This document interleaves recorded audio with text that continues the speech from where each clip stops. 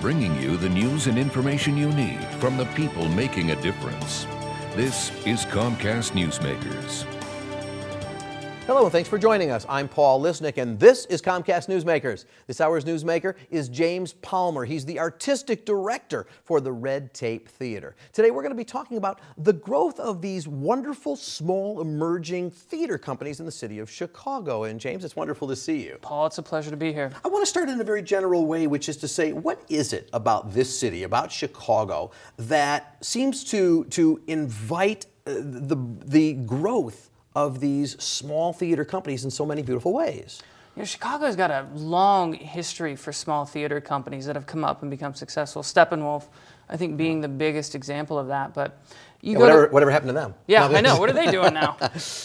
You go to LA if you want to be in the movies. You go to New York if you have work and want to be on Broadway. But it seems like if you really want to exercise your artistic muscle, you come to a place like Chicago. On any given night, there's 77 shows that you can go and see. It's just amazing. By the way, you do wear another hat. I will do a shout out because you are the assistant to the executive and artistic directors over at the Steppenwolf Theater. I am. You're working with fabulous people over there, and I suppose that feeds into who you are a little bit. Absolutely, unquestionably. They're fantastic mentors. The guidance of Martha Lavian over there is wonderful. But so let me ask you, in fact, Steppenwolf itself, you're housed next to a church, part of a church. Yep.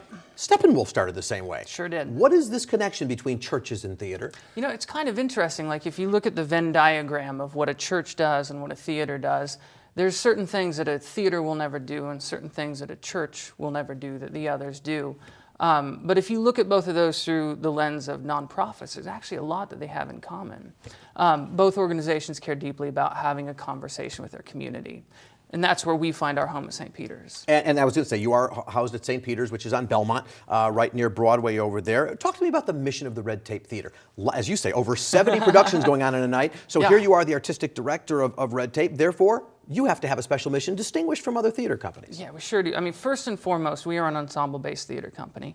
We have a group of very talented artists, actors, directors, choreographers who have committed to working with Red Tape and to working on the kind of shows that we do. We're predominantly a new works company. We like to support new playwrights. But obviously we work in a very unique space there at St. Peter's, and that informs the work that we do. Every time you walk into our space, you're going to see a completely different show because we build the theater to the show. We tailor the story so that the audience is coming in and having new experiences. I was amazed at a recent show I saw there during the past season, The Love of the Nightingale. I mean, it's this small space that you're in. I mean, you want to talk about being part of the set. The chairs are a little bit, and you had a cast of 22 people. It was a huge cast. Yeah. So you're not afraid of taking on large projects. Not at all, no. And that space is actually remarkably big. We built a much smaller, intimate set for that specific show. And if you look off to the sides, there's about 10 feet on either sides where the actors are hanging out. Theater, and by the way, compliments on having reasonably priced candy and drinks. I have to tell you that I was very thrilled about that dollar water. Who can get that? But anyway, I know. So you said you're about new works. Now, other theater companies, Victory Gardens, and I've had them on the show. They're also about the work of new works by writers. So how do you distinguish yourself in that? Yeah, Victory Gardens is a great theater company. And they do really good work. I think our work is a bit more experimental in form. We ask very challenging questions, and we try to experiment with the different ways that you can work in the medium of theater. You know, it's an audience with live actors, and how can you transcend that typical mode of having the proscenium arch and people sitting in the dark. And the learning didn't end, and I don't know if this is after every performance, but after the show I saw, it was stay on, a panel is coming, we're going to talk about the meaning of this show. So the education continues. Yeah, it certainly does. We do a lot of panel works, we do a lot of, we have a lot of guest artists come in to talk. We're also partnered with the Chicago Underground Library. They live in our lobby space.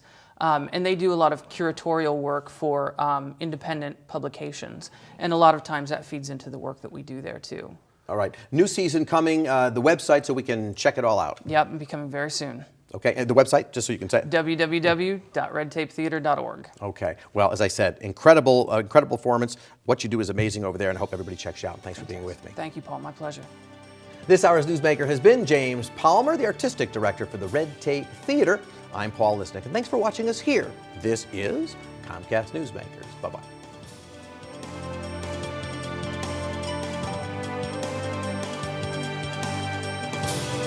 The preceding was a presentation of Comcast Newsmakers.